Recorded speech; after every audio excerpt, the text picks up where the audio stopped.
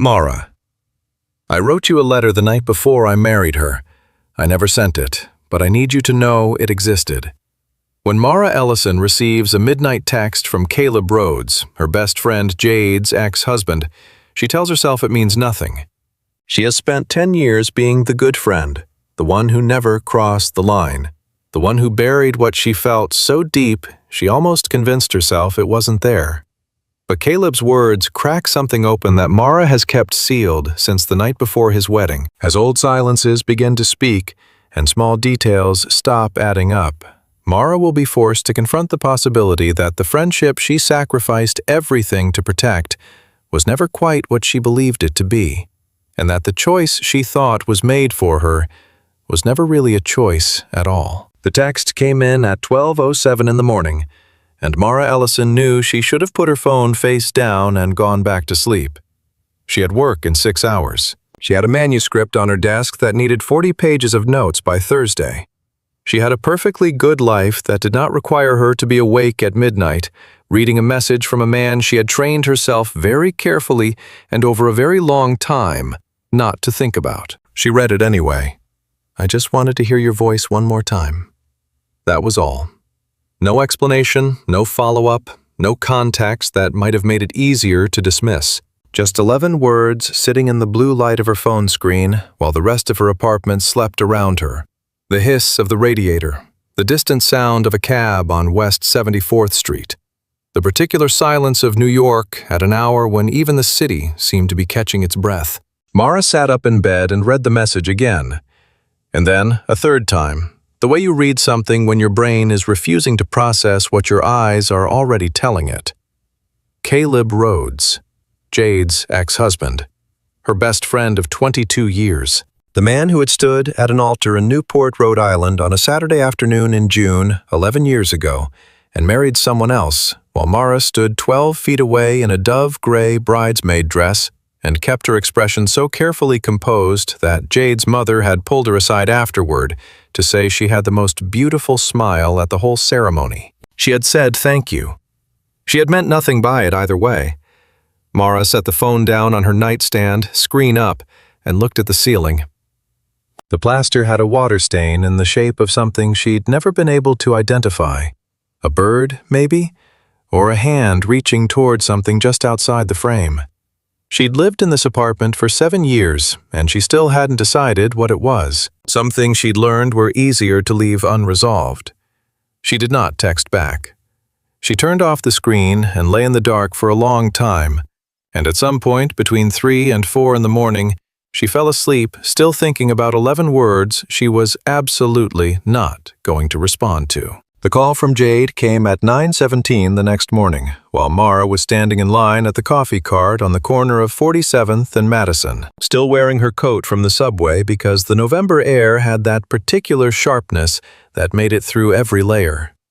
Jade's name lit up the screen, and Mara felt the now familiar double sensation of genuine warmth and something harder underneath it that she never quite let herself examine too closely. "Tell me you're doing something fun this weekend," Jade said without hello in the way she'd always had of beginning conversations in the middle. "Because I need someone to celebrate with, and Derek's out of town and my sister is being impossible." "What are we celebrating?" Mara tucked the phone between her ear and shoulder and moved forward in the line. "Marcus proposed." Jade's voice had that particular pitch it got when she was trying to sound casual about something she was wildly excited about. "Last night. He took me to that place in the West Village I've been talking about for months, which means he was actually listening, which is still kind of shocking to me. And he proposed over the tiramisu, and I said yes. And I need you to come over and look at this ring because it is genuinely the most beautiful thing I have ever seen on my own hand." Mara ordered her coffee, black, large, and stepped out of the line. "Jade, that's wonderful." "I know." A brief pause. "Are you happy for me? You sound a little flat." "I'm happy for you. I'm also standing in the cold, and I haven't had coffee yet." She smiled into the phone, and it was a real smile, mostly. She was happy for Jade. She was very good at being happy for Jade. "Tell me about Marcus." They talked for 20 minutes, Jade filling in the details of the proposal with the meticulous attention to atmosphere she'd always brought to significant stories. Mara asking the right questions at the right moments, her coffee growing incrementally less hot in her hand as the conversation moved from the proposal to the ring to the vague shape of wedding ideas that Jade was already apparently beginning to organize in her mind. It was comfortable. It was easy. It was 22 years of friendship working exactly the way it was supposed to work. "And how are you?" Jade asked eventually, in the tone that meant she was winding down. "Anything exciting? Any men I should know about?" "No men," Mara said. "I'm editing a thriller about a woman who fakes her own death to escape her marriage. I'm finding it very relatable." Jade laughed. "You need to get out more." "Probably." "Hey, how long has it been since you talked to Caleb?" The coffee cup stilled in Mara's hand. She kept her voice exactly where it had been. "I don't know. A while. Why?" "He texted me last week." "Very civil, which I appreciate. He's in New York for some conference this week, apparently. I just wondered if you'd heard from him." A brief, light pause. "He always liked you, you know. Thought you were the smartest person in any room." "He said that?" "Oh, sure, all the time." Jade's tone was airy, easy, the tone of someone recounting something pleasant and inconsequential. "Anyway, he's very much his own chapter at this point. I'm on a whole new book." A small, satisfied laugh. "God, I can't stop looking at this ring. Come over Saturday." "Saturday," Mara confirmed. After Jade hung up, Mara stood on the sidewalk for a moment longer than she needed to, watching the pedestrian light cycle through its colors. "He always liked you," said with exactly the kind of casual warmth you used when something didn't matter. Said by a woman who had just gotten engaged and was radiantly looking forward, and had no reason in the world to be thinking about anything else. She had not mentioned that Caleb had texted. Mara's apartment was on the 4th floor of a pre-war building with high ceilings and windows that rattled when the wind came from the north. She had filled it over 7 years with the particular accumulation of a person who moved through the world with genuine curiosity. Bookshelves that occupied every wall with no obvious organizational system. A kitchen table she used more as a desk than a place to eat. A worn leather chair by the window where she did most of her reading. It looked like a place where someone was genuinely at home, which she mostly was, which she considered a reasonable life by most definitions. She sat in the leather chair that evening with her laptop open and the Caleb text still unread in the sense that she had not responded to it, still present in the sense that she absolutely could not stop thinking about it, and tried to work on the thriller manuscript, which was not going as well as she'd hoped, because the woman who faked her own death had begun to remind her uncomfortably of several people she knew, including in ways she couldn't entirely articulate herself. The thing about Caleb Rhodes was that he had never been a dramatic presence in her life. That was the part that had always made it complicated. There had been no moment of obvious crisis, no single scene she could point to and say, "There, that's where it went wrong." He had simply been Jade's boyfriend, and then Jade's fiancé, and then Jade's husband. And through all of it, he had been present in her life, in the way that the partners of close friends were at dinners at weekends, at the accumulated small occasions that made up a friendship over time. He was thoughtful and a little quiet, and he read the same kind of books she did. And once at a dinner party in Jade's apartment the year before the wedding, they had talked for 2.5 hours about a novel they'd both read, without noticing that everyone else had drifted into different conversations around them. Jade had found them at the kitchen table at midnight and said, laughing, "You two and your books," and kissed Caleb on the cheek and refilled everyone's wine. And Mara had felt something she had immediately and efficiently pressed flat and filed under the category of irrelevant. That was the year Caleb had asked Jade to marry him. Mara had been the first person Jade called. She closed the manuscript file and opened the text thread instead, his message still sitting there in the gray bubble. She read it again, as if repetition might eventually drain it of whatever quality it had that kept pulling her back. "I just wanted to hear your voice one more time. One more time. Not again. Not the way you'd phrase something casual, something friendly. One more time implied a before and an after. It implied that something was ending or had already ended, or that he was standing at the edge of some decision and wanted to bring something with him before he crossed it. She was a book editor. She spent her professional life paying close attention to the specific words people chose when they were trying to say something. She was not going to pretend she didn't know exactly what those 3 words meant. She opened a new text, typed Caleb, deleted it. Typed, "Hey, I saw your message." Deleted that too. She did this 4 more times with minor variations, each one more inadequate than the last. And then she turned the phone over and left it face down on the end table and went to make tea. The radiator hissed. The window rattled once wind from the north.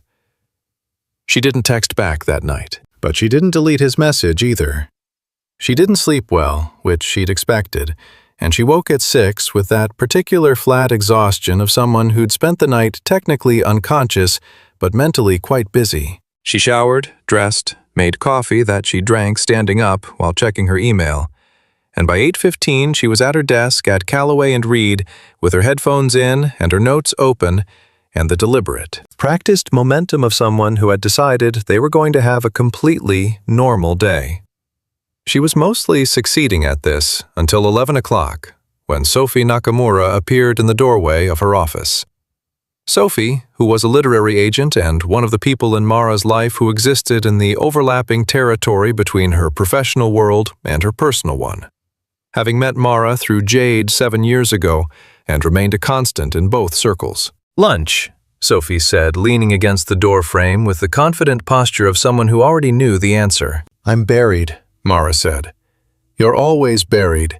That's a permanent condition, not an excuse." Sophie stepped inside and shut the door, which was not a good sign. Sophie only shut the door when she wanted to say something she'd already decided to say. "Also, I ran into Marcus Yuen this morning, and he told me about the engagement. So I'm assuming you already knew and are currently processing your complicated feelings about it while pretending to work on that thriller." Mara took her headphones off. "My feelings aren't complicated. I'm happy for her." "I know you are." Sophie sat down across from her desk with the ease of someone who'd done it 100 times. "That's not the same as saying it isn't complicated." She tilted her head. "Are you okay?" "I'm fine. You look like you didn't sleep." "I didn't sleep great." Sophie waited in the way she had, not pressing, just making it clear that the space was available if Mara wanted to use it. It was one of the things Mara had always appreciated about her. Sophie was good at patience. She'd learned it, Mara suspected, from years of working with writers. "Caleb texted me," Mara said, and immediately wished she hadn't, because saying it out loud turned it into a thing that existed beyond the walls of her own head. Sophie's expression did something careful. "Caleb as in, yes." "What did he say?" Mara told her. Sophie was quiet for a moment. Outside the window, a siren somewhere on 6th Avenue rose and then faded. "Huh," Sophie said finally. "That's your response? Huh?" "I'm processing."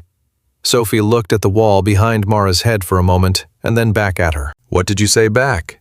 "Nothing." "Interesting." "It's not interesting. I didn't know what to say. I still don't." Mara pressed her thumbnail against the edge of her desk. "Jade called me this morning about the engagement. She mentioned he was in New York this week and asked if I'd heard from him, and I said no." The silence after that was a different quality than the one before. "You lied to her," Sophie said. Not accusatory, just noting. "I didn't want to make her engagement call about Caleb." "Okay." Sophie nodded slowly. "That's reasonable." A pause. "Is that the only reason?" Mara didn't answer, which was its own answer. Sophie didn't push it. She stood up and smoothed her jacket and said, "Lunch, 12:30. You're coming and we're not talking about this unless you want to. But you're getting out of this office because that's non-negotiable." After she left, Mara turned back to her computer screen. The manuscript file was still open. The woman who had faked her own death was on page 187, standing in an airport with a new passport and a new name. and she had not yet decided whether she was running away from something or toward it. Mara thought, that's always the question, isn't it? She was reaching to put her headphones back in when her phone buzzed with a new message. I know I shouldn't have sent that. I'm sorry if it was strange, but I meant it. She stared at the screen for a long time. Then she typed back for the first time, I know you did. She pressed send before she could talk herself out of it, and then sat very still for a moment, looking at what she'd just done, which was small and true, and the first crack in something she'd been keeping sealed for 11 years. Her headphones stayed off for the rest of the morning. The literary event was called Between the Lines, a celebration of contemporary fiction, which was the kind of title that people in Mara's industry deployed without irony, and which she had learned over 12 years of attending these things to filter out entirely, and focus on the actual books and the actual people, which were usually more interesting than the branding around them. She hadn't expected Caleb to be there. She should have, in retrospect.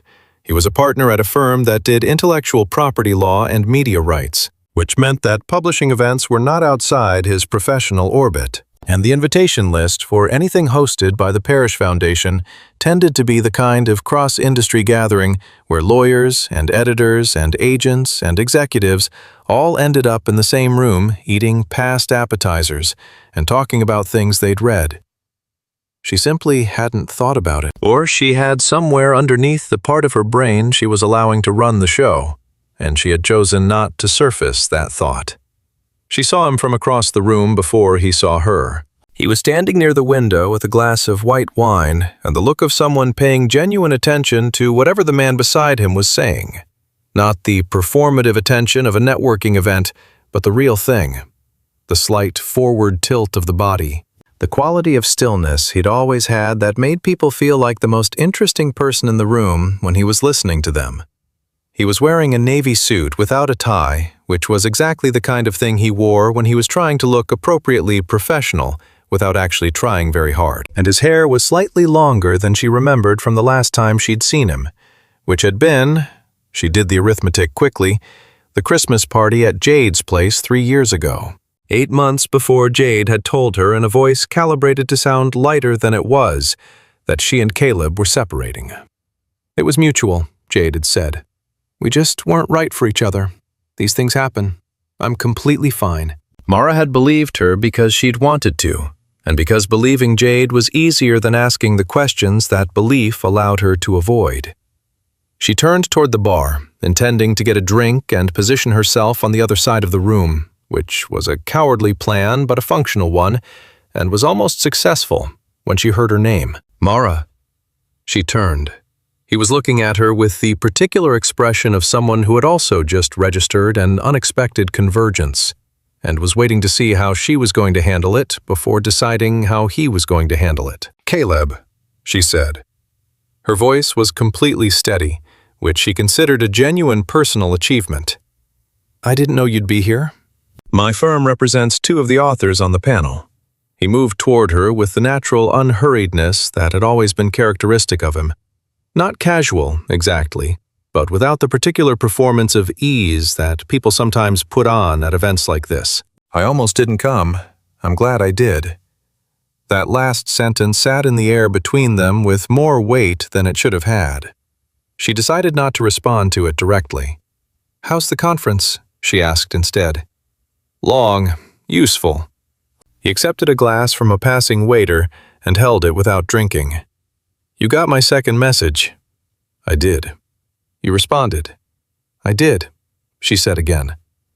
He looked at her for a moment, just looked, in that way he'd always had of seeming to actually see the person in front of him, which she had always found simultaneously comforting and deeply inconvenient. I'm sorry if I put you in a difficult position.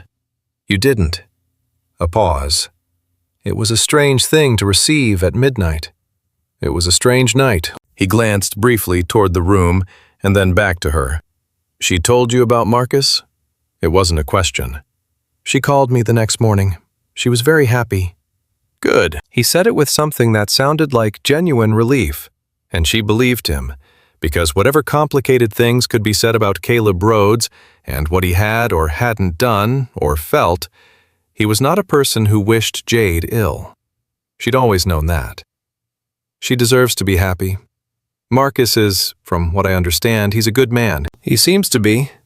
The room moved around them, conversations rising and falling, the particular hum of a gathering that was working the way gatherings were supposed to work. Someone near the panel table laughed loudly. A waiter with a tray of bruschetta appeared at Mara's elbow, and she took one without tasting it. "Can we find somewhere quieter?" Caleb said. She should have said no. She was aware that she should have said no, and she was aware that the version of herself who had spent 11 years being careful would absolutely have said no.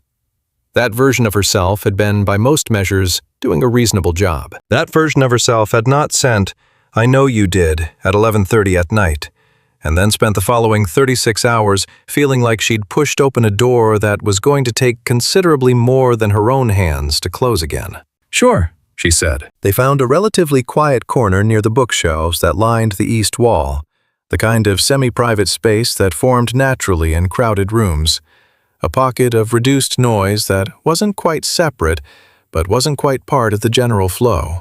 Caleb leaned against the shelf, and Mara held her wine, and for a moment neither of them said anything, which felt less awkward than it had any right to.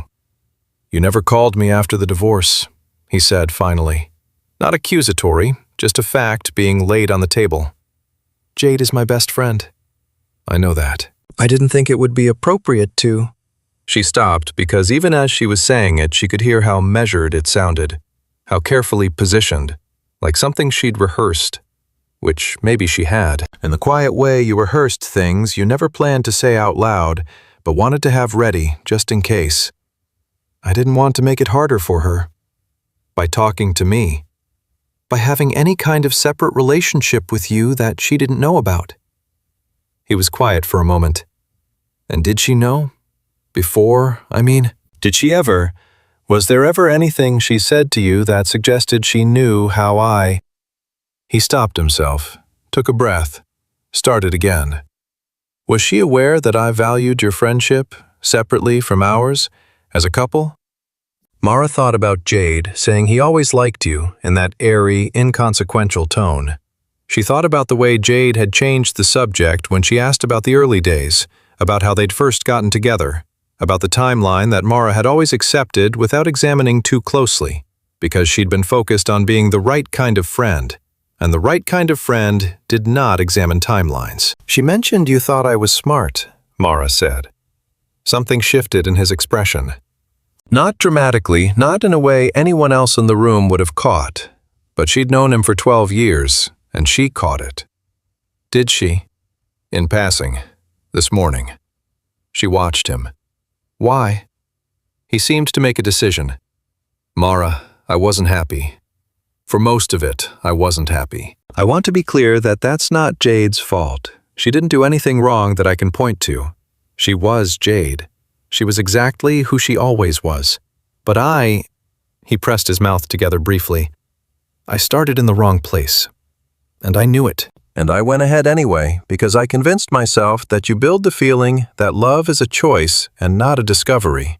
And I believed that very sincerely for about 3 years, before I had to accept that I'd been wrong, and that the choice I'd made wasn't fair to either of us." The room continued its low hum. Someone was giving a short speech near the panel table, and people were beginning to drift in that direction, which meant the corner they were standing in was getting slightly more private by default. "Why are you telling me this?" Mara said. "Because I'm tired of not telling you."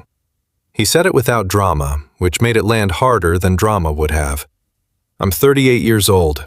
I spent 3 years in a marriage I shouldn't have started, and 2 years untangling it. And I'm standing here in New York looking at you, and I'm tired of acting like there's nothing to say. There might not be anything useful to say. Maybe not." He looked at her steadily. "But there's true things to say, and I'd rather say true things that don't help than careful things that don't mean anything." She felt something move in her chest.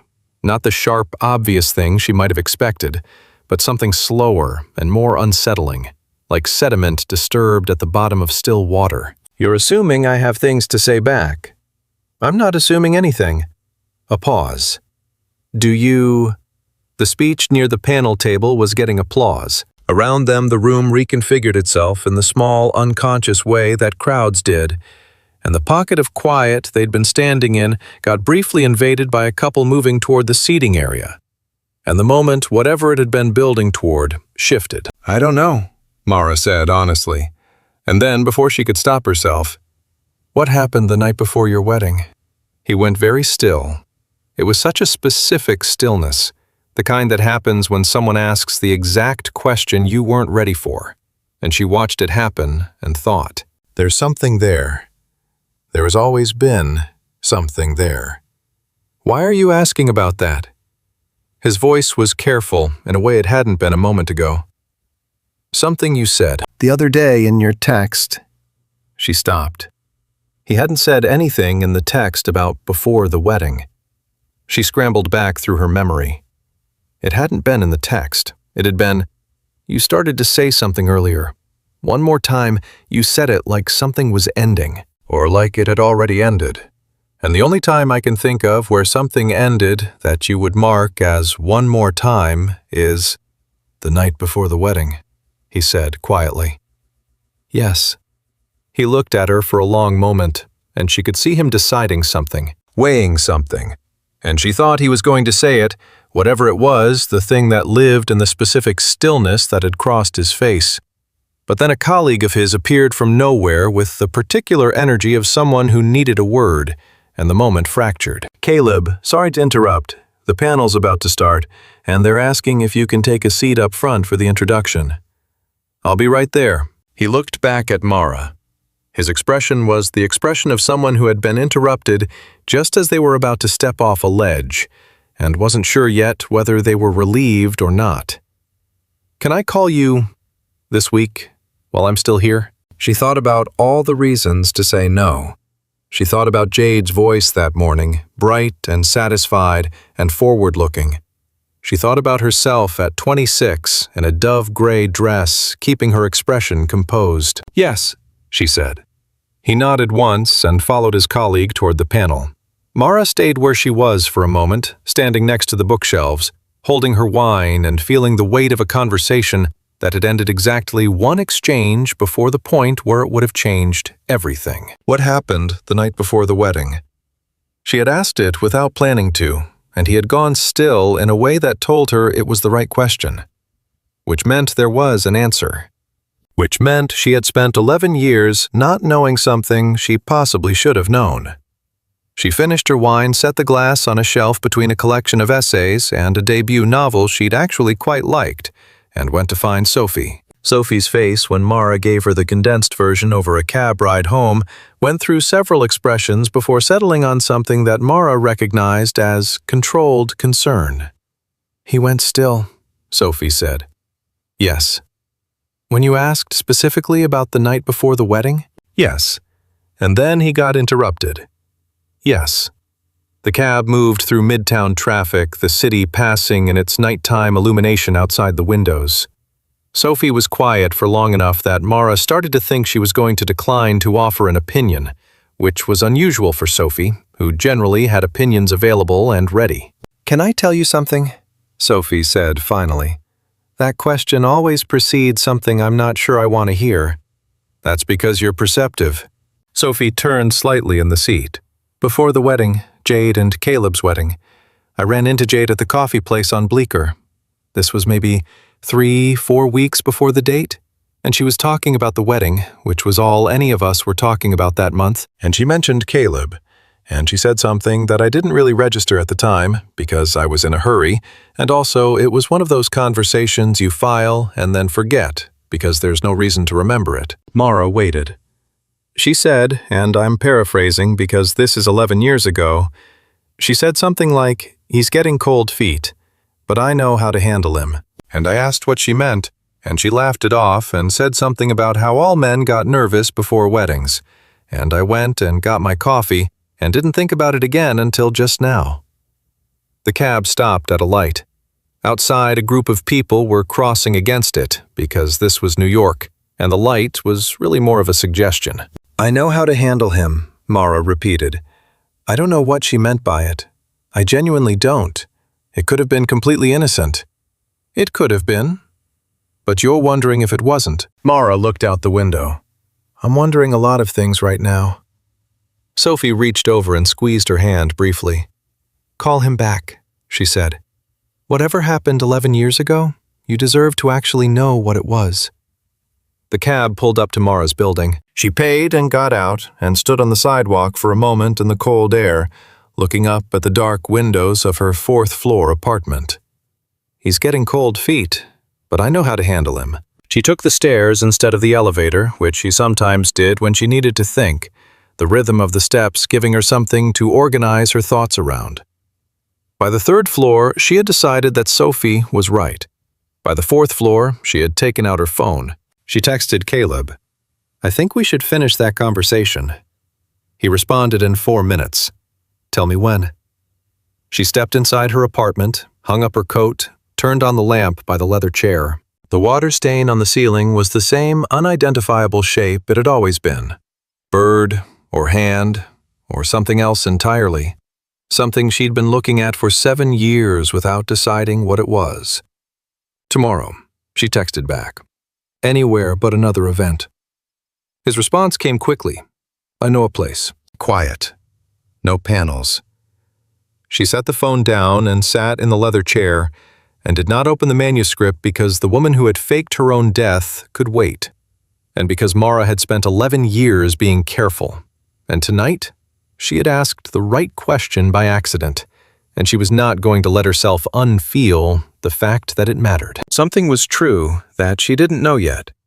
She was going to find out what it was. The place Caleb had chosen was a small cafe in the West Village, the kind that had been there for 30 years, and consequently felt no need to perform any particular version of itself, with mismatched chairs and actual books on the shelves rather than books arranged decoratively, and a coffee that came in plain white cups without any art drawn in the foam.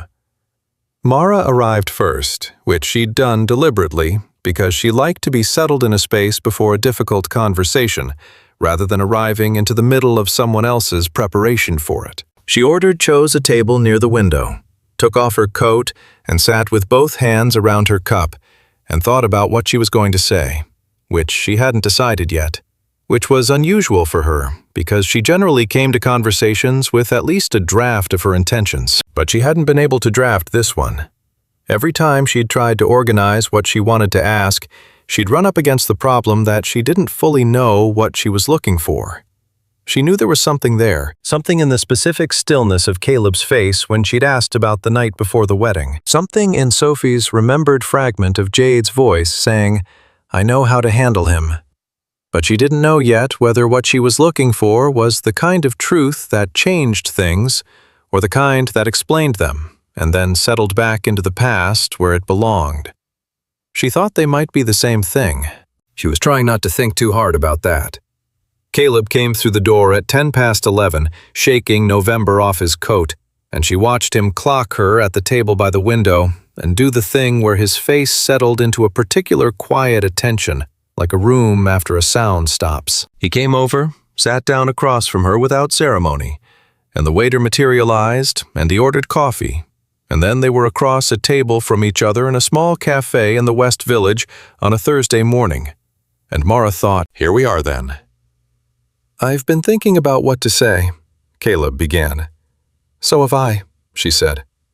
I haven't figured it out. I'm further along than I was last night. He put both hands flat on the table, a gesture she recognized as his version of grounding himself. I want to tell you something, and I want to be honest with you about all of it, and I want you to be able to ask me whatever you want afterward. Is that okay? Yes, he nodded, looked at the table for a moment, and then back at her. The night before my wedding, I almost didn't go through with it. The cafe continued its quiet business around them. Someone near the counter was talking about a flight they'd almost missed. Outside, a dog walker passed with 4 dogs in a tidy formation. What stopped you? Mara asked. Jade came to see me. He said it evenly, not with drama, the way he always delivered significant things. quietly and directly, as if the weight of the words was sufficient without any performance added. I was in the room at the hotel. I'd been there since about 9, which was earlier than I needed to be, and I'd been, not pacing exactly, but not sitting still either. And she knocked on the door around 11 and came in, and she knew. She could always read me. She sat down on the bed and she said, "Tell me what's happening." "And you told her?" "Not exactly." He looked at the window for a moment, at the street outside. "I told her I wasn't sure I was ready, that I felt like I was standing at a door I couldn't see through, and I didn't know if walking through it was the right thing. And she listened to all of it very calmly, and then she asked me if I was in love with someone else." Something cold and quiet moved through Mara. "What did you say?" I said I had feelings that I hadn't sorted out. That's what I said. I didn't say your name." He looked back at her. But she knew who I meant. I could see it. She knew, and she didn't ask me to say it. And she said... He paused. "She said that you had told her weeks ago that you thought of me as a brother, that you'd said specifically that you hoped she and I would be happy together, and that there was nothing else there." The cold thing in Mara's chest solidified. "I didn't say that," she said carefully. "I know." His voice was quiet. "I know that now. I didn't know it then." She breathed in slowly. "You believed her." "She was my fiancée. And it was what it was easier to believe, if I'm honest with you. Because if you felt that way, then there was no choice to make. There was nothing I was leaving on the table. I could walk through that door, and it would be the right thing, and not the easy thing, and the distinction mattered to me." He looked at his hands. "I told myself for a long time that it was the right thing." Mara was quiet for a moment, turning this over, examining it from different angles. "And now?" Now, I think she told me what she needed me to hear in order for me to go through with it. He said it without bitterness, which she found somehow more significant than bitterness would have been. "I don't think she's a bad person, Mara. I think she was scared and she did something wrong, and those two things can both be true." "She's my best friend," Mara said, and the sentence felt strange in her mouth in a way it never had before, like a piece of furniture moved slightly out of its usual position. Recognizable, but requiring a moment of readjustment to navigate. "I know. I've known her for 22 years. I know that too." She picked up her coffee and put it down again without drinking. "You should have told me this before. Not now before the wedding. You should have come to me directly, instead of letting her be the intermediary." Yes. He didn't qualify it or explain it away. I should have. I was a coward, and I told myself a story about why cowardice was the noble choice. And I'm not proud of that. A pause. "I'm telling you now. 11 years later. 11 years later," he agreed. "I'm sorry for that. Genuinely." The conversation at the table near the counter had moved on to something about a renovation. Outside, the dog walker was gone, replaced by a woman pushing a stroller with the focused efficiency of someone with a timetable. The ordinary world continuing its ordinary operations around a table in the West Village where two people were having a conversation that was quietly rearranging the architecture of everything. "I don't know what to do with this," Mara said. "You don't have to do anything with it today. She's getting remarried. She called me 2 days ago to tell me about the engagement, and she was happy, and I was happy for her." "You can still be happy for her," Caleb said. "What she did and what she has now are separate things. You're allowed to hold both." "I know I'm allowed." She pressed her thumb against the handle of the cup. "That doesn't mean it's easy." She looked at him directly. "Did you love her? At all? At any point?" He thought about it, which she appreciated. He took the question seriously instead of deflecting. "I loved her the way you love someone who is genuinely good, and genuinely kind, and genuinely wrong for you. Which is a real thing. It's just not the same as the other kind." She didn't ask what the other kind was. She didn't need to. She was walking back toward the subway when Jade called. Mara looked at the name on the screen for 3 full seconds, which was 2 seconds longer than she'd ever paused before answering Jade's calls in 22 years of friendship. Then she picked up.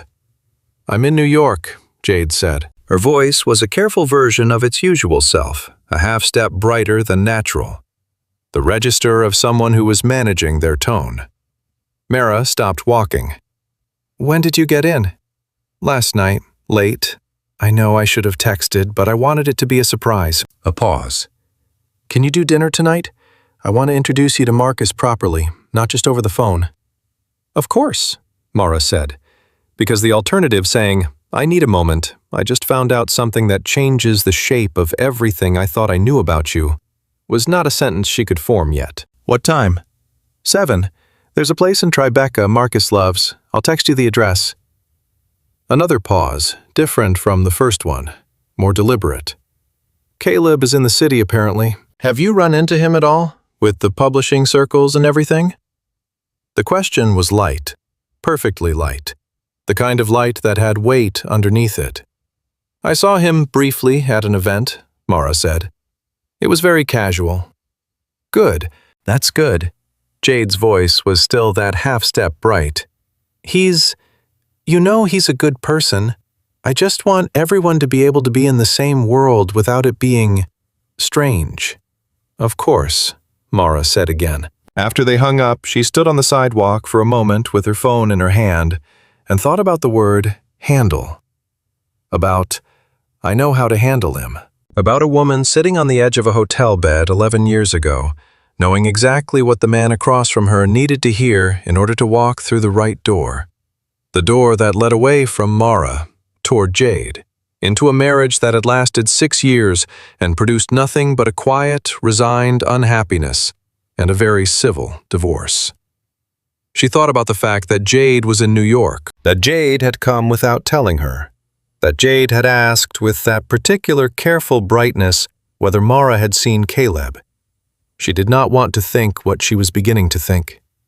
She had known Jade for 22 years. She loved her. Both of those things were true, and she did not want to unpack what else might be true alongside them. She went home to change for dinner and was almost at her building when her phone buzzed with a message from a number she recognized as belonging to Priya Mehta, a mutual friend from their collective circle, someone who'd been at the wedding, who'd been at Jade's birthday dinners and Mara's book launch parties, and the accumulated small events of a shared social geography over the years. "Hey, random question. Remember that conversation we had at Jade's bachelorette, where you went to the bathroom and I was talking to Jade alone for a bit? Did she ever tell you what she asked me that night?" Mara felt the particular sensation of a thread being pulled. "No," she typed back. "What did she ask?" The response took a few minutes, long enough that Mara was through her building door and up the first flight of stairs before it came. "She asked me whether I thought you had feelings for Caleb. I told her I didn't know. I'd never heard you say anything. She seemed, I don't know, she seemed really focused on it. I always wondered why she asked. I just remembered it because I ran into her at the farmer's market this morning, and it made me think." Mara stood on the second-floor landing and read the message twice. Jade had asked at the bachelorette party weeks before the wedding whether Mara had feelings for Caleb, had gathered information, had done research in the quiet, organized way that Jade did everything. And then, on the night before the wedding, she had walked into that hotel room and she had told Caleb exactly what she needed to tell him. Not a lie of passion or panic, a lie with preparation behind it. A lie that required knowing what Caleb felt and what he needed to hear, and what information would most efficiently resolve the situation in the direction she wanted it to go. Mara climbed the rest of the stairs in the automatic way of someone whose body knew the path even when the mind was elsewhere, and let herself into her apartment and stood in the middle of her living room for a moment, looking at nothing in particular. She was going to have dinner with Jade in 4 hours. She was going to sit across a table and meet Marcus and drink wine and celebrate an engagement and be in all the visible ways the best friend she had always been. And somewhere underneath all of that, she was going to be holding a shape that had been handed to her this morning by 2 separate people in 2 separate conversations. A shape that was beginning to look undeniably like the outline of a lie that had been told on purpose and with intent, and that had cost. How much had it cost? What was the final accounting of a choice made before a wedding 11 years ago by a woman who was scared and ambitious about a particular future and willing to do what was necessary to secure it? She changed her clothes. She fixed her makeup. She looked at herself in the bathroom mirror for a long moment. "You can hold both," Caleb had said. She was beginning to understand that holding both was going to require considerably more of her than she'd originally been prepared for. Dinner was in Tribeca, at a restaurant with good lighting and a menu that managed to be ambitious without being exhausting. Marcus was, and Mara had, genuinely not been certain what to expect.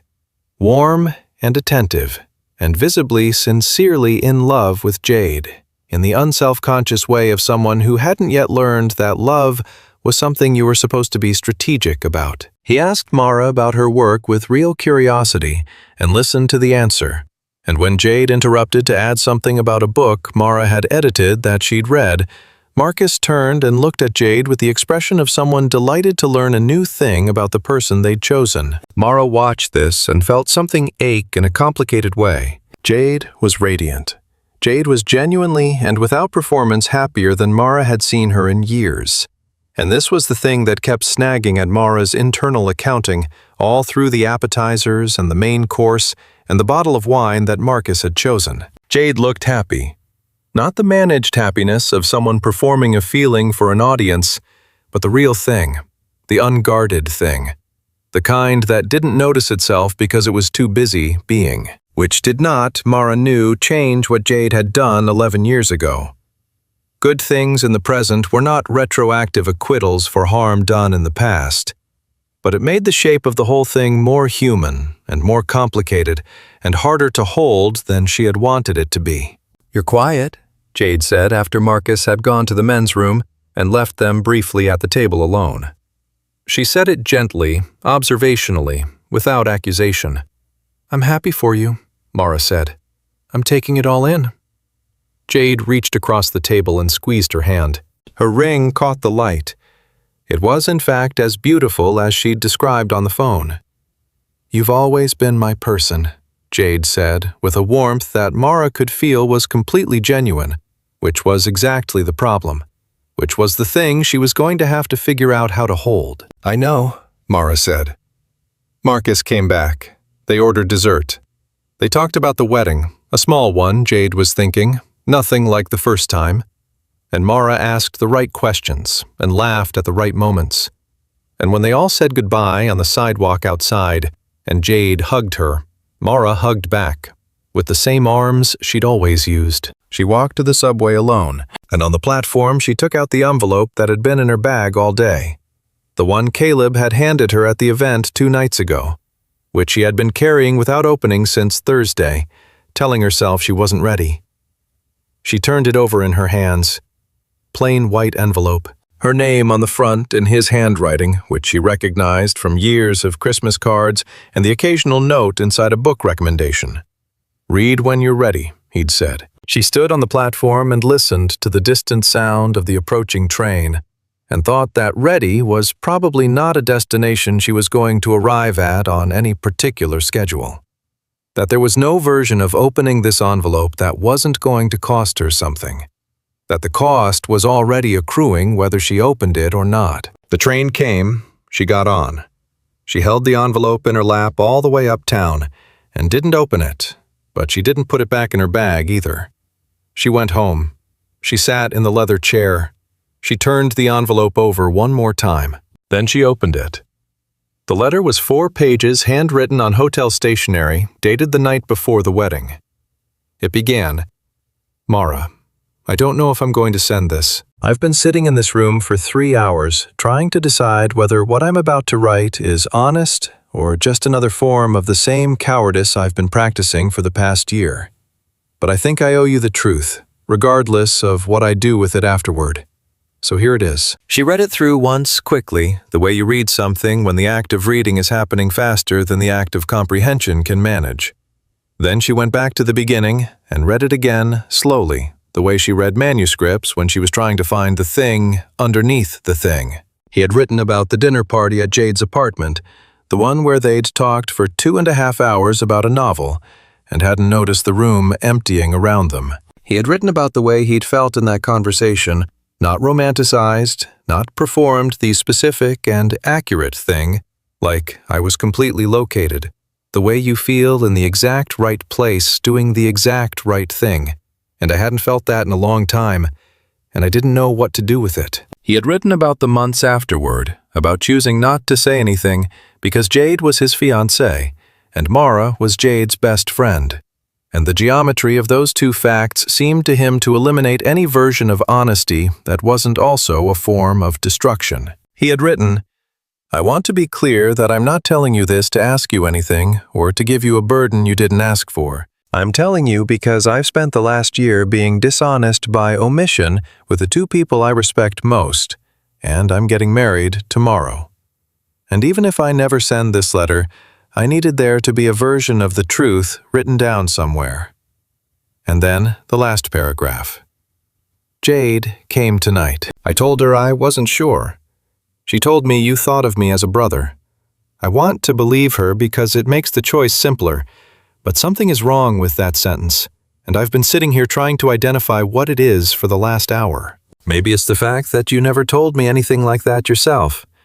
Maybe it's just that I want it to be wrong because I'm looking for a reason not to let this go. I don't know. I'm getting married in the morning, and I'm going to try to be the man this deserves. But I needed you to know that the letter exists. She set it down on the end table next to her phone. Outside, somewhere on the street, a car alarm started and then stopped. The radiator clicked through its cooling cycle. Something is wrong with that sentence. He had known, even then.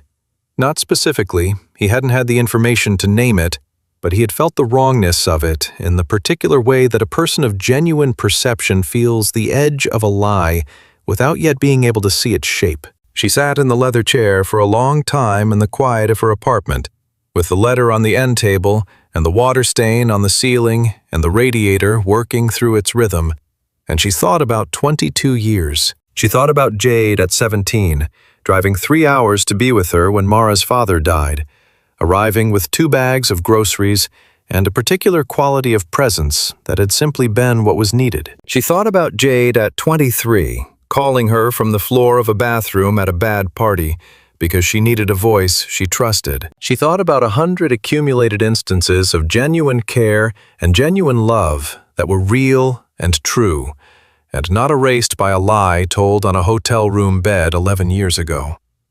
She also thought about a woman sitting on that bed who had surveyed a situation and identified a variable, Caleb's feelings, Mara's potential reciprocation, and gathered intelligence. Through Sophie at the Bachelorette, through whatever other quiet inquiries she'd made, and then deployed the result with the precision of someone who had decided what outcome she was going to have and was willing to do what was necessary to secure it. Both things were true. She knew that. Caleb had said you're allowed to hold both, and she was trying. But holding both was like trying to hold fire in one hand and water in the other, and she couldn't find a position where neither one burned or spilled. She picked up her phone, dialed Jade. It rang 4 times. Jade answered with the slightly muffled sound of someone speaking from the comfortable position of a hotel room, a slight echo that suggested she was in the bathroom. Mara, hey. Is everything okay? I need to ask you something. She tried to keep her voice level. She mostly succeeded. A brief pause. Okay. Jade's voice had shifted, adjusted, still warm, but underneath the warmth, a particular quality of attention. The way she went still when something needed managing. What's going on? The night before your wedding, you went to see Caleb at the hotel. Silence. Not the silence of someone thinking, the silence of someone who has been walked into a room they already knew was there, and is now deciding how to navigate it. He told you that, Jade said finally. He did. He also told me what you said to him. Mara pressed her free hand flat against her knee. You told him that I said I thought of him as a brother. That I'd told you I hoped you'd both be happy, and there was nothing else there. Another silence, shorter. Mara. I never said that, Jade. I know, said quietly, almost inaudibly, which was somehow more damaging than a denial would have been. The acknowledgement of it sitting there without excuse or decoration. You know. The words felt strange coming out. You've known this whole time. I was scared. Jade's voice was doing something Mara had rarely heard from her. Not the managed brightness or the practiced warmth, but something underneath both of those. The undefended version. I was 27 years old, and I was in love with him, and I could see that he was about to... She stopped, took a breath. I could see where it was going. If I didn't do something, I knew he had feelings for you. I'd known for months. And I did what I made a choice. I'm not going to tell you it was the right one. I know it wasn't. You knew for months, Mara said. You asked Priya about it, at the bachelorette. A sound that might have been a breath, or might have been something else entirely. I was trying to understand how serious it was. And then you used what you found out to tell him what he needed to hear to stay. Yes, said simply, bluntly, without the scaffolding of justification which was, in its own way, a kind of honesty that arrived far too late. Yes, I did. Mara was quiet for a moment. She could hear Jade breathing on the other end of the line, the particular sound of someone waiting for the verdict. I need you to understand something, Mara said. I loved you. I've loved you for 22 years. I have shown up for you, and I have chosen you, and I have organized my entire internal life around what was good for you and what was fair to you, because that's what being your best friend meant to me. She took a breath, and the whole time I was operating on a version of the story that you had edited, without my knowledge, without my consent. And I don't know how to hold that right now. I'm sorry, Jade said, and the words sounded like what they were, necessary and insufficient and real. I know sorry isn't enough. It's not nothing, Mara said, but I need you to hear me out. Her voice stayed steady, which cost her more than it probably sounded like. You didn't just take something from Caleb when you sat in that room. You took something from me. You took a choice I didn't know I had, and I need to sit with that. I need time to sit with that. I don't know what that means for us yet, and I can't tell you right now. Are you going to... Jade's voice had gone tight in a way Mara hadn't heard since the night, years ago, when she'd called from that bathroom floor. What are you going to do? I don't know yet. It was the most honest thing she'd said in the whole conversation. But I can't come to your engagement celebration this weekend. I'm sorry. I can't be that person right now. She hung up before Jade could say anything else. She sat in the silence of her apartment for a long time, the letter on the end table and the weight of the call settling around her like something physical, something that had texture and mass and needed to be accommodated. She thought about crying and found that she couldn't. Not yet. That was for later. Probably when the sharp edges of it had begun to resolve into something with enough shape to grieve properly. What she felt right now was not grief exactly. It was something harder to name, like standing at the edge of a room she'd been living in for 2 decades and seeing for the first time from this angle she'd never had before that the proportions were slightly different than she'd understood them to be. The room was still her room, but the walls weren't quite where she'd thought. She picked up her phone again and texted Caleb. I read the letter. He responded in less than 2 minutes. How are you? She thought about it, typed, I called Jade. She admitted it. A longer pause this time. Then, I'm sorry. Are you still in the city? Until Sunday morning. She looked at the clock. It was 11:47 at night, this hour again. This particular hour that had started the whole thing, with a text that arrived when the city was quiet and she was alone with herself, and not sufficiently defended. She thought about all the careful, well-organized things she had done for 11 years to make sure that she was always sufficiently defended. She thought about what they had cost her. Can I call you? She typed. Just to talk. Not anything, just to talk. His response was, yes. She called. He answered on the first ring, and for the next hour they talked, which was its own kind of miracle after all the years of carefully not talking, not about the wedding, or Jade, or the architecture of what had been built and lost, but about small things. Real things, the particular texture of their lives, lived in the decade they'd spent not talking. About books. About the job he'd almost taken in D.C. and the one he'd actually taken instead. About her apartment with its water stain. About the very specific quality of the city at night, which they both apparently found more bearable than the city during the day, which was a small, specific thing to have in common and somehow right now felt like enough. She fell asleep in the leather chair with the phone against her cheek sometime after 1 a.m. She did not wake up knowing what to do, but she woke up not regretting that she'd called. And that, she thought, was a beginning. In the morning she woke with her neck aching and the letter on the end table and a clarity that hadn't been there the night before. Not the clarity of resolution, but the clarity of the next step, which was sometimes enough. She knew one thing. She was not going to make any decisions about the shape of her life based on what other people had decided on her behalf. That was the pattern that had gotten her here. That was the pattern she was done with. She texted Caleb at 7:30. "Can we meet? Today if you can. Not a cafe. Somewhere we can actually walk." He responded, "Central Park, South Entrance, 11 o'clock. "Yes," she typed. She got dressed. She ate something. She went to meet him, and walking down the street toward the park, she felt, underneath everything else, a sensation she recognized as possibility, which was uncomfortable and uncertain and the most genuinely alive she had felt in a long time. The one thing she had not yet been able to think about clearly was what happened next with Jade. She had said what she needed to say on the phone.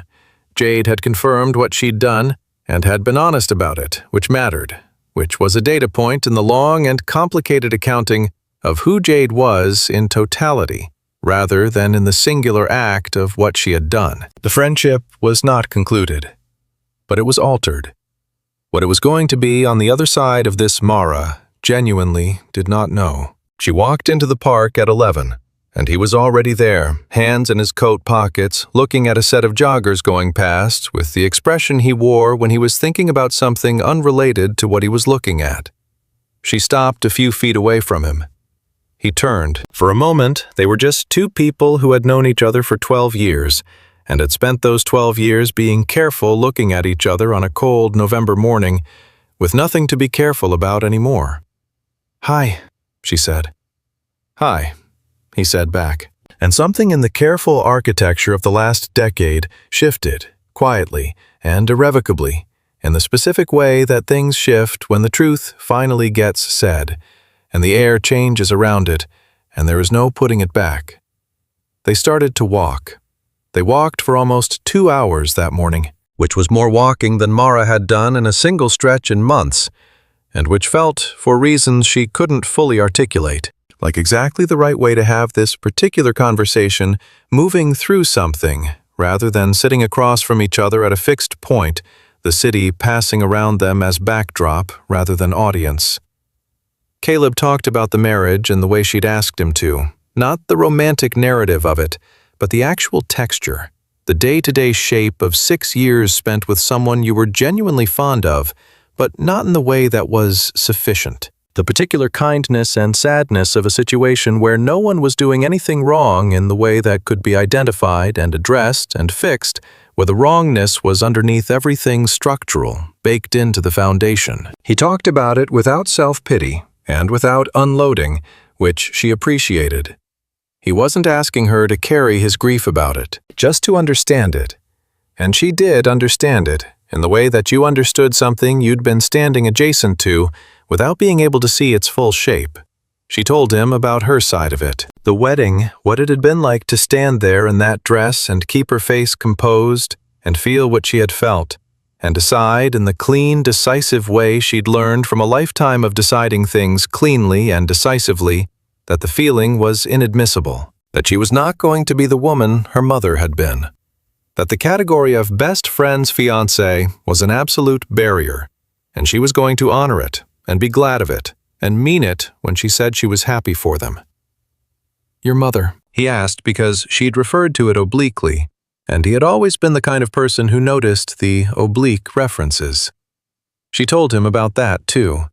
Her parents' marriage, the other woman, the spectacular implosion of her family at 14, and the way she'd spent the following 20 years constructing herself in deliberate opposition to that particular form of damage, the absolute certainty that she would never, under any circumstances, be the variable that destroyed someone else's chosen life. It had made her, in many ways, a very good friend. It had also, she was beginning to understand, made her someone who sometimes confused self-destruction with integrity. That's not integrity, Caleb said quietly. Integrity isn't punishing yourself for having the wrong feelings. Integrity is what you do with the feelings. I know that now, she said. I couldn't see it then. Neither could I. He glanced at her sideways as they walked. I convinced myself that going through with the wedding was the right thing, that I was honoring a commitment and being a man of my word, and not being my father he left when I was 12 for someone he'd met at work, and I swore I was never going to be that person. So I went the exact opposite direction and ended up somewhere equally wrong. You both ended up in a marriage that wasn't right. Yes, and Jade, he paused, looking ahead. I've had a year to think about what she did that night. I've been angry about it, and then I've understood it, and then I've been angry again. And now I'm mostly just sad. She was scared. She did something damaging out of fear. That's a human thing to do. I don't think it makes her a bad person. I don't either, Mara said. And she meant it. And the meaning of it coexisted without resolution alongside everything else she was holding about Jade. And she allowed that coexistence because she had decided that was what she was going to do, not collapse the complexity into something simpler and more manageable, but actually hold it, actually carry the full weight of a situation that didn't resolve neatly. They stopped near the reservoir where the light was hitting the water in the way November light sometimes did, flat and clear, and unexpectedly beautiful. Mara had been to this spot 100 times, and somehow this version of it felt different, which she recognized as the particular quality that significant moments applied retrospectively to their physical location. What are you thinking? Caleb asked. I'm thinking about what happens next, she said. With Jade. With all of it. She looked at the water. With you, if I'm being honest. Are you ready to be honest about that part? She considered it. I've been honest about the other parts. It seems disingenuous to stop now. He waited. She let the pause be what it was.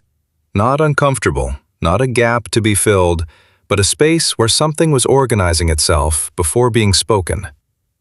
I think I've been in love with you for a long time, she said. I think that's been true, and I think I knew it, and I think I decided very early and very efficiently that the knowing of it was something I was going to put in a box and live around, and I've been living around it for 11 years. She looked at him. I don't want to live around it anymore. I don't know what that means exactly, but I know that much. Something moved in his face. Not surprise, because she didn't think he'd been surprised, but something like relief. The kind of relief that lived alongside, rather than replacing, the weight of everything it followed. I've been in love with you, he said, since the dinner party. I know, she said. You know. I know.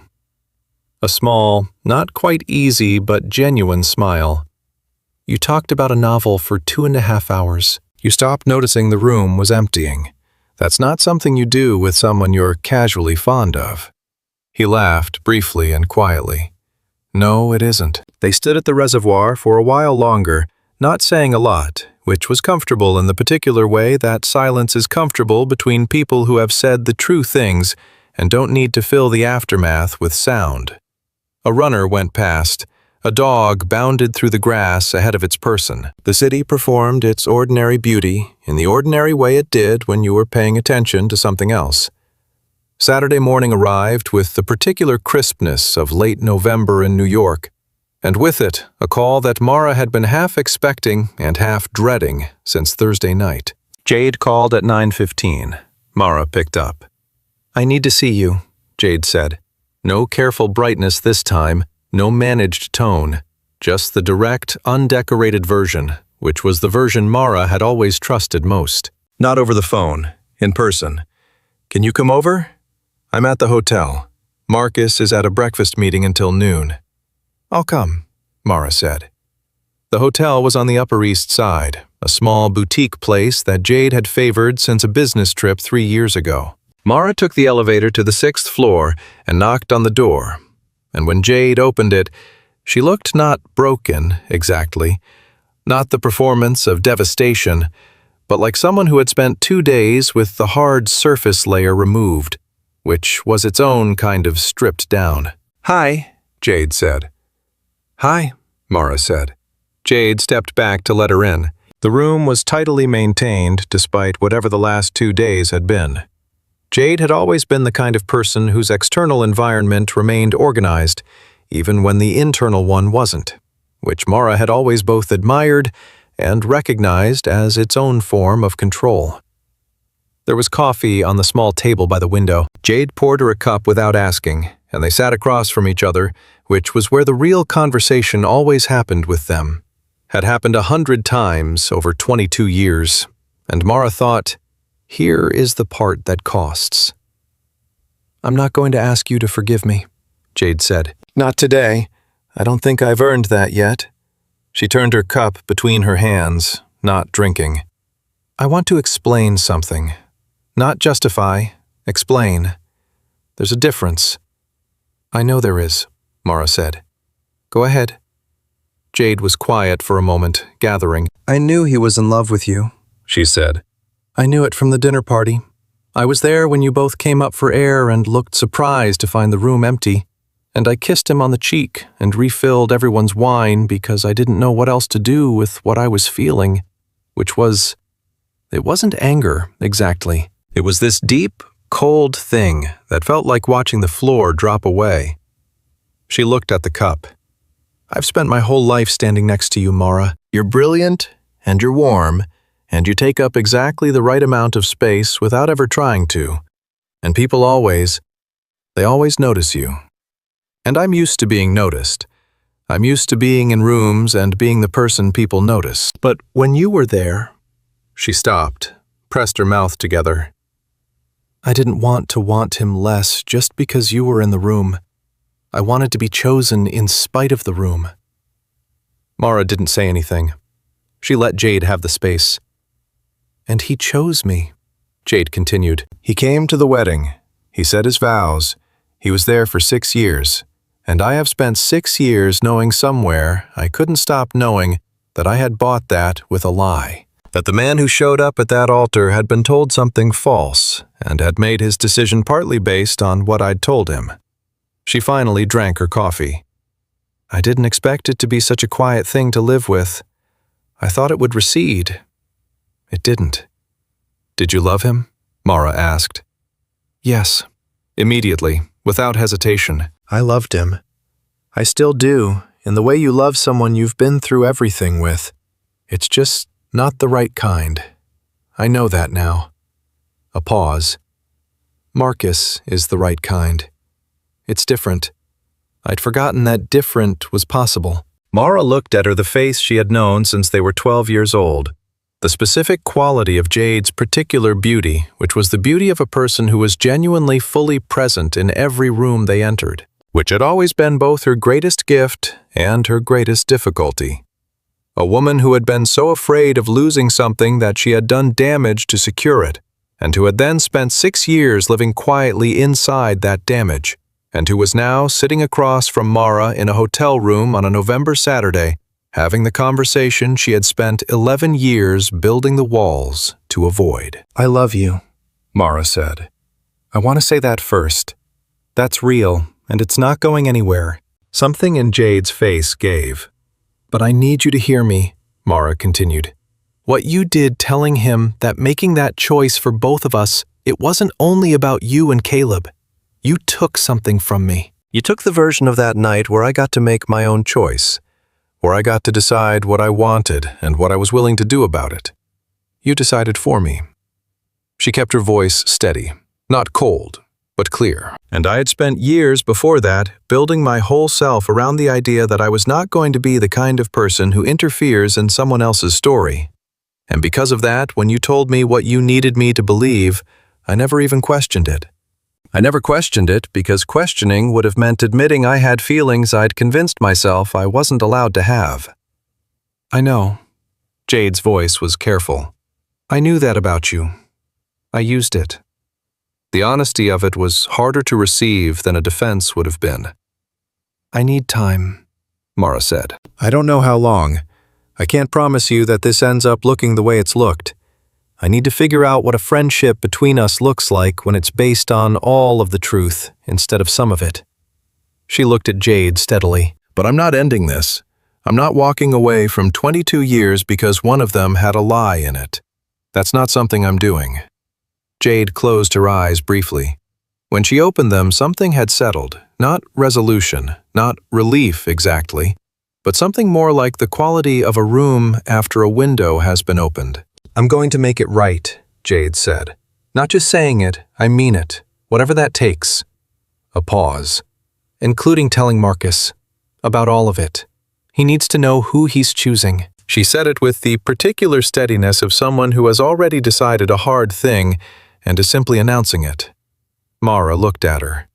That's not easy. No, Jade agreed. But I'm done with the alternative.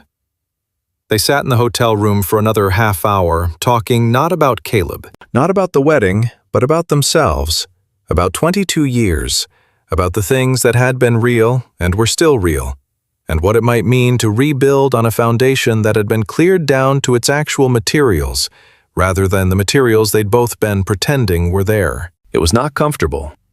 It was also, in some way she couldn't quite name yet, the most honest conversation they'd had in years.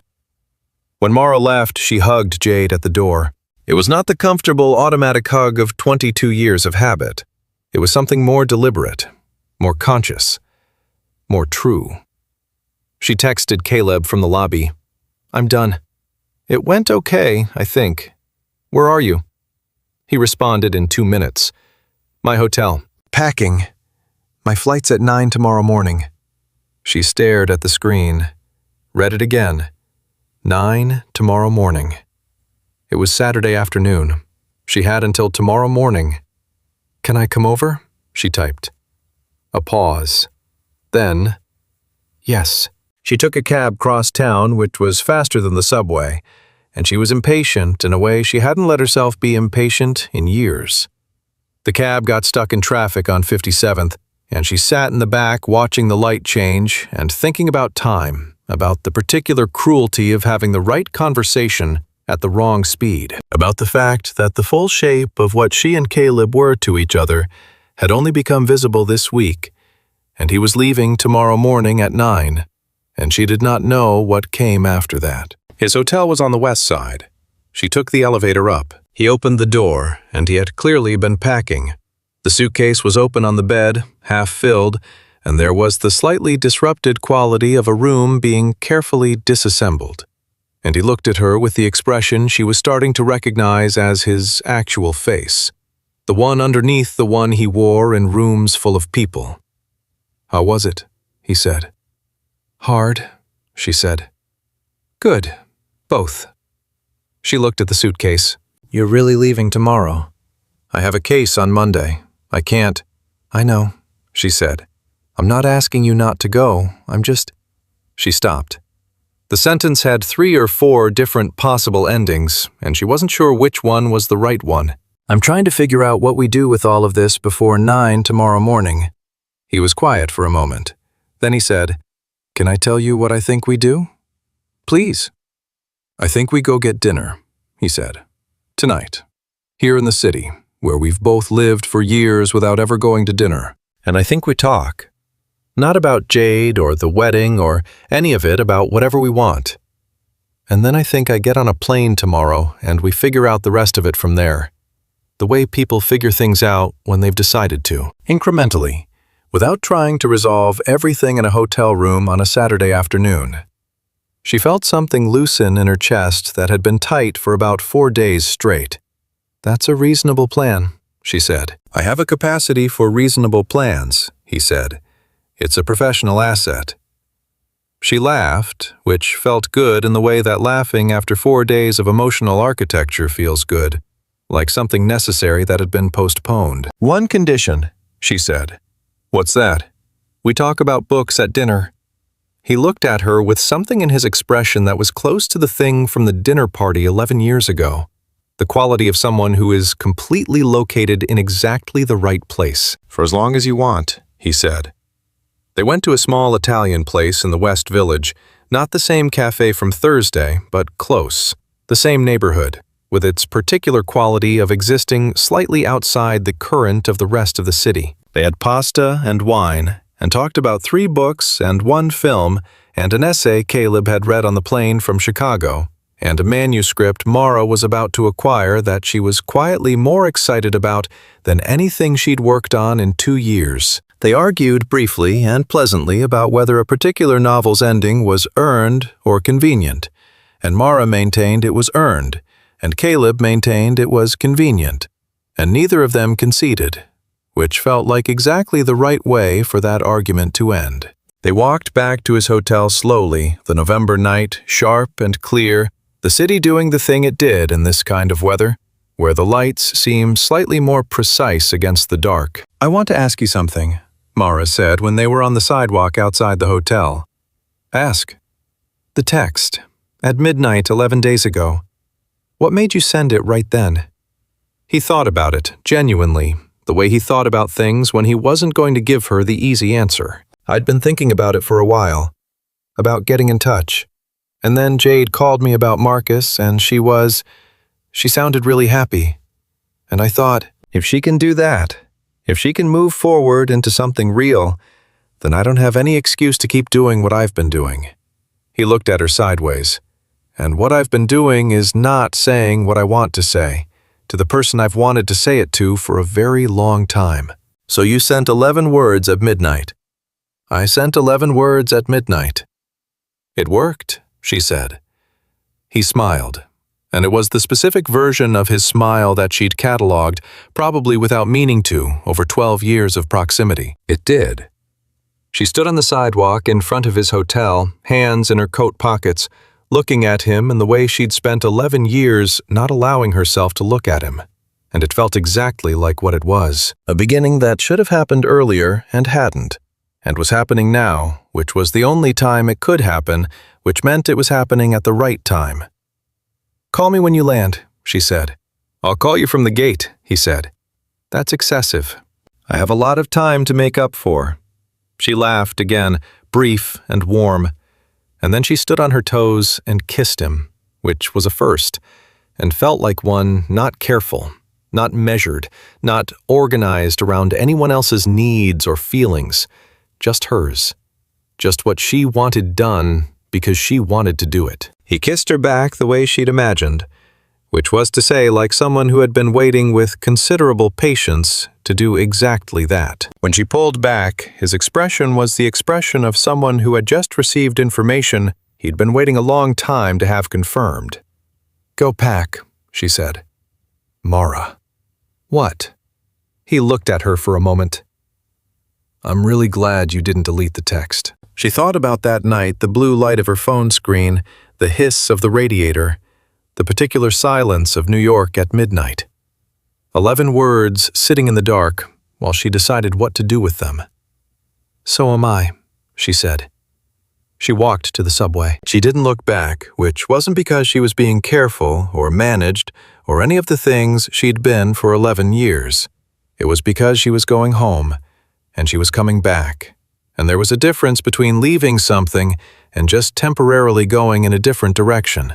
And she had finally, at 34 years old, learned to tell them apart. 3 weeks later, Mara stood in her kitchen on a Tuesday evening, making dinner, a real dinner, pasta from scratch, which she rarely did on weeknights, but had started doing again for reasons that were not entirely unrelated to a phone call she'd had the previous Sunday that had lasted 4 hours and covered, among other things, an argument about whether the film adaptation of a novel they'd both loved was a misreading or a reinterpretation, and which Mara had found herself losing track of time during, in the way she had not lost track of time in a very long while. Jade had texted that afternoon, told Marcus, "It was hard. He's still here. I think we're okay." And then, after a pause, "Working on it anyway." Mara had texted back, "That took courage. I mean it." The reply came quickly, "I had a good example." She was still thinking about that when her phone rang from Chicago, from a number she now knew without looking, and she picked it up and said, "I'm making pasta." And he said, "What kind?" And she said, "The kind that takes 40 minutes." And he said, "I'm going to be in New York next weekend." And she said, "I know." And he said, "You know." And she said, "Sophie told me. She's insufferable." And he laughed, and she laughed, and the pasta water started to boil, and outside the November that had been so sharp and significant 3 weeks ago was beginning, almost without anyone noticing, to soften into the early edge of December. The water stain on her ceiling was still the same shape it had always been. She thought, maybe it's both. Maybe it's a bird and a hand.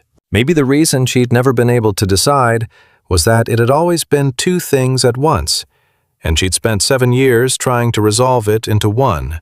And what if the whole time the right answer was just to let it be what it was? "Still there," Caleb said through the phone. "Still here," she said. She stirred the pasta. She stayed on the phone. She let the evening be what it was, ordinary and particular and entirely her own. And for the first time in a very long time, that felt like exactly enough.